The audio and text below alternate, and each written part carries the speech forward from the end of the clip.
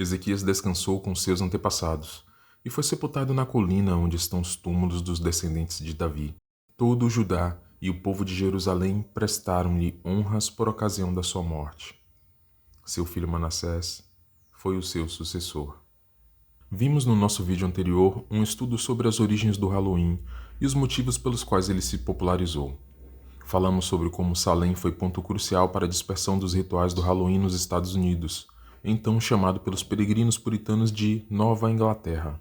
Aprendemos que o que hoje é vendido como uma festa de Halloween, na verdade esconde um antigo ritual. Mas afinal de contas, será que apenas os peregrinos americanos traziam esses costumes? Ou há algo maior escondido nessa trama? Aliás, já deixou seu like no vídeo? É bem vivo, não custa nada para você e ajuda demais a gente nessa dura missão de abrir os olhos da hipnose coletiva. Não esqueça de se inscrever no nosso canal para não perder nossos estudos futuros, nem de se juntar ao nosso grupo do Telegram, onde, além de notícias e curiosidades, você pode aprender mais sobre a simbologia dos mortos que não se foram e evitar virar um zumbi de plantão. De fato, compreendemos que o dia 31 é considerado pelos povos druidas como o dia em que o véu da separação das realidades entre o mundo dos mortos e dos vivos se torna mais fino. Porém, e se outros povos distantes, mata adentro, mar afora, tivessem os mesmos rituais? E se mesmo com uma cultura totalmente diferente, eles mantivessem certos traços de similaridade? Que verdades escondidas ligam povos tão distantes? E quando algo tão mórbido se transformou em algo tão célebre? Vamos começar.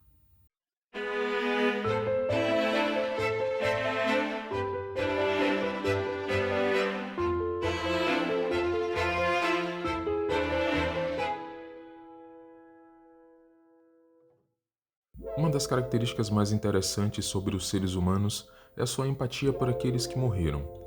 O fato de estar vivo e de repente no momento seguinte estar morto não é só chocante, mas um evento que causa repulsa e indignação, bem como curiosidade e espanto. Todos os pré-requisitos anteriores para se estar vivo ainda estão ali, exceto o principal, a vida. No passado, as diferenças entre um vivo e um morto não eram determinadas por sinais vitais percebidos por instrumentos complexos, mas por sinais mais evidentes e acessíveis como se mover ou respirar, ou estar quente, ou produzir sons. Enquanto houvesse um desses elementos presentes, a vida ainda estava presente. Com o tempo, os conhecimentos se tornaram mais complexos, fatores não materiais foram mesclados aos conceitos básicos de vida. Dessa forma, determinar um ser vivo ou morto passou a ganhar regras mais fortes. Se você tem mais de 15 anos ou um gosto anacrônico, é bem possível que já tenha assistido um clássico das tardes da TV aberta chamada Chapolin. Em um de seus episódios não tão reprisados, Roberto Gomes Bolanhos reencena a peça clássica de Shakespeare, Romeu e Julieta, nessa versão chamados de Julieu e Romieta. A certa altura, como revolta por serem proibidos de se casar, visto que suas famílias são inimigas, ambos decidem tomar um composto sonífero que dava ao corpo o aspecto de mortos para assim poderem fugir. A versão de Chapolin é menos trágica que a original, e se você gosta de rir, vale a pena buscar na web e conferir. O importante aqui é observar como o arquétipo do morto, que na verdade está apenas dormindo, foi inserido em nossas mentes. A distinção entre alguém que dorme e alguém que dorme eternamente é às vezes tão limiar que não à toa biblicamente os indivíduos eram considerados mortos apenas após o terceiro dia, pois até esse dia era possível retornar ao mundo dos vivos. Esse é um dos motivos pelos quais Jesus só se dirige até Lázaro para ressuscitá-lo após esse período, para que todos tivessem certeza de que Lázaro realmente havia morrido e realmente houvera revivido.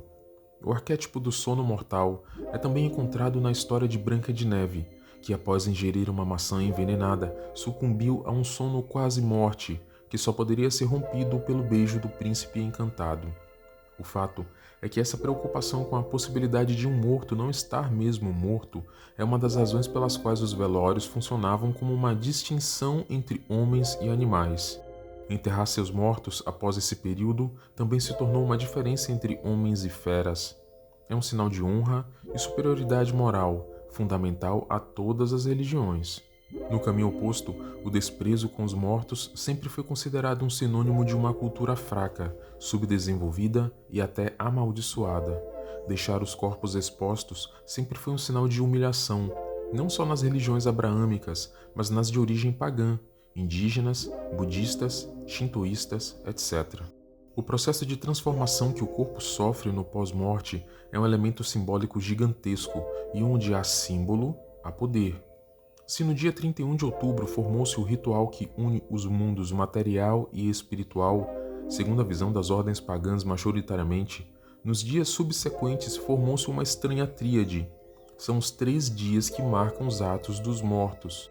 O 31 de outubro para a abertura dos portais, o 1º de novembro para a elevação dos santos, o 2 de novembro para o levantar dos mortos.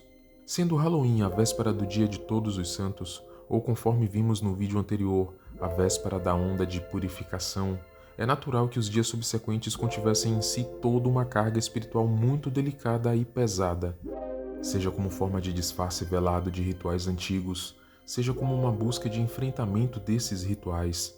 Durante séculos, o 2 de novembro esteve no centro de disputas espirituais muito potentes. Qualquer pessoa com certa sensibilidade é capaz de perceber que nessa data o ar fica mais denso e sombrio.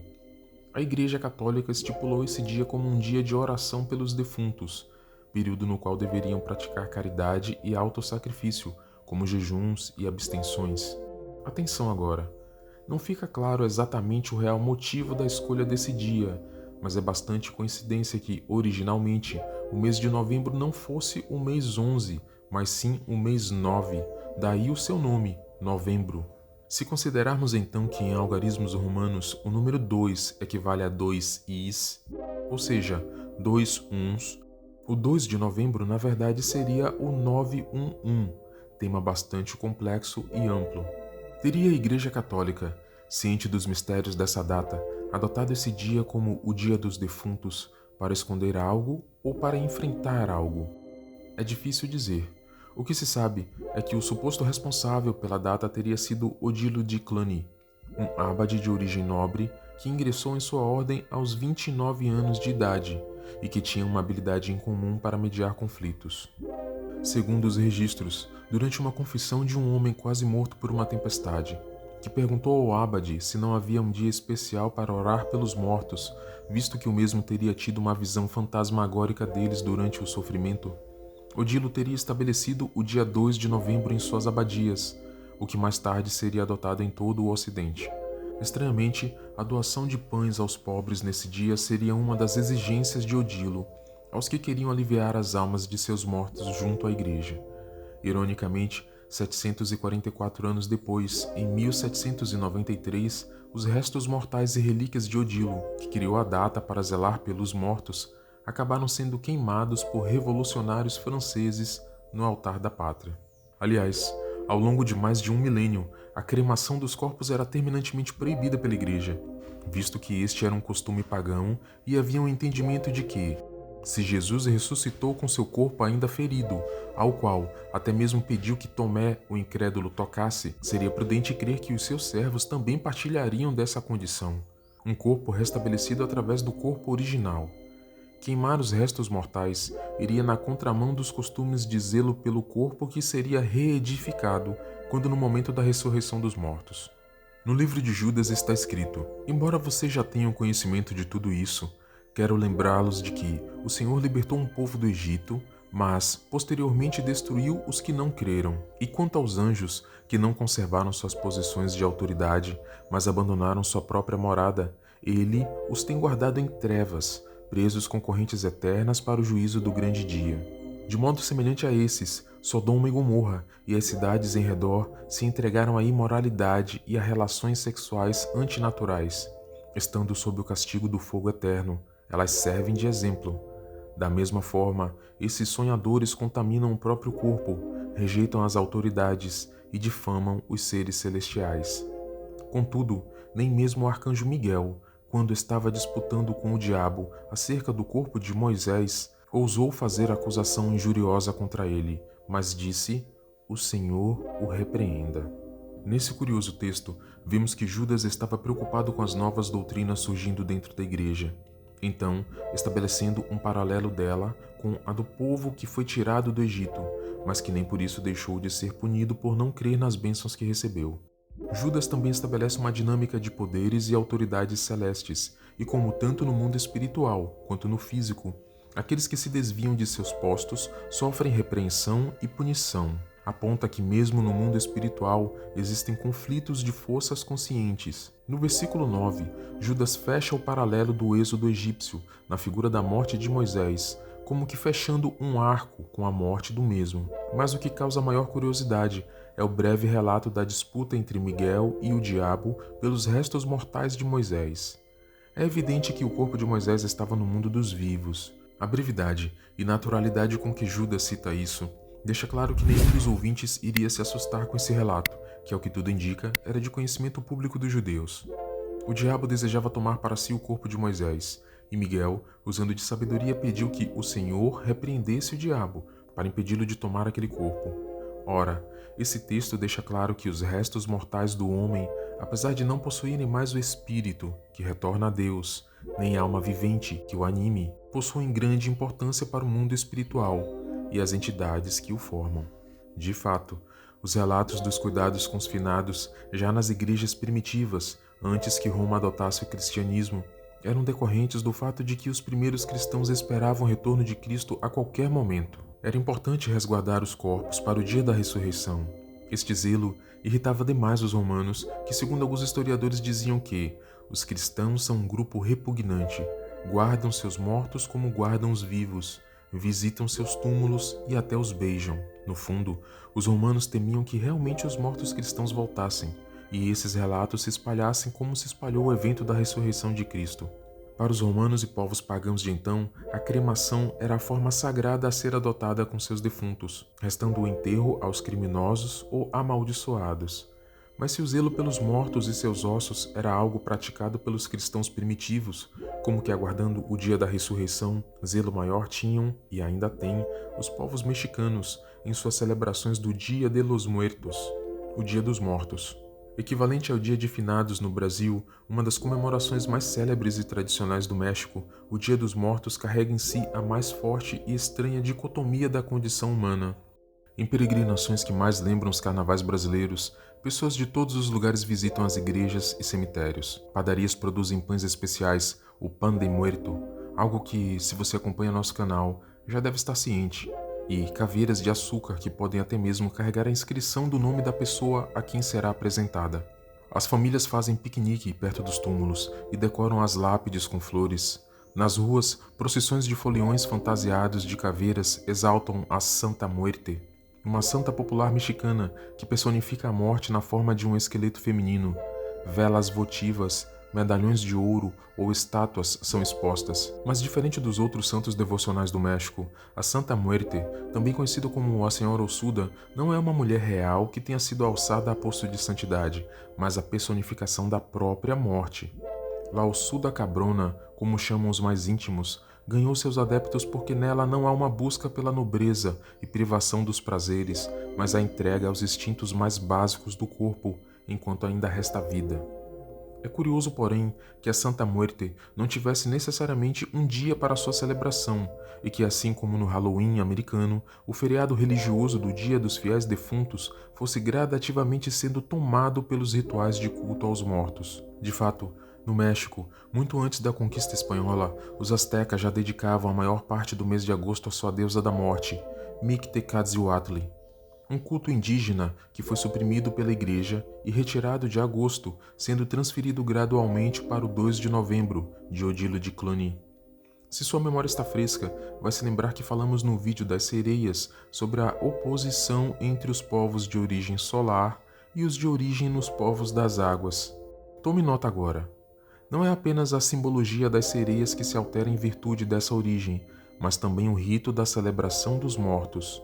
Mictecatzihuatl, deidade dos mortos asteca, era uma divindade responsável pelos níveis mais baixos do submundo, onde guardava os ossos dos mortos, de onde subia através de um poço profundo para presidir os antigos festivais dos mortos astecas, rituais em que diversos sacrifícios eram efetuados. Obviamente não posso detalhar os processos desses rituais, mas seria interessante que vocês percebessem um padrão formado aqui. Enquanto os povos de origem pós-diluviana optavam por cremar seus cadáveres, os de origem solar optavam por armazenar seus ossos. Eu sei que toda essa narrativa pode parecer algo distante e sem influência sobre sua vida, mas aqui, novamente, como no caso da ilha de Bananal, a Unesco surge para declarar o Dia dos Mortos um patrimônio cultural imaterial da humanidade. Você realmente acha que os organismos internacionais iriam empregar esforços na preservação desses eventos puramente por se preocupar com sua cultura?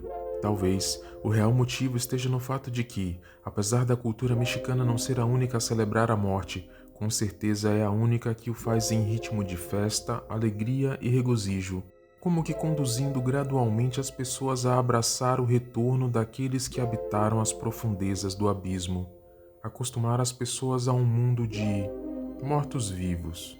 Bem, em João 6 está escrito: todos os que o Pai me confia virão a mim, e quando vierem, não os afastarei, pois eu desci do céu não para fazer a minha vontade, mas a vontade daquele que me enviou.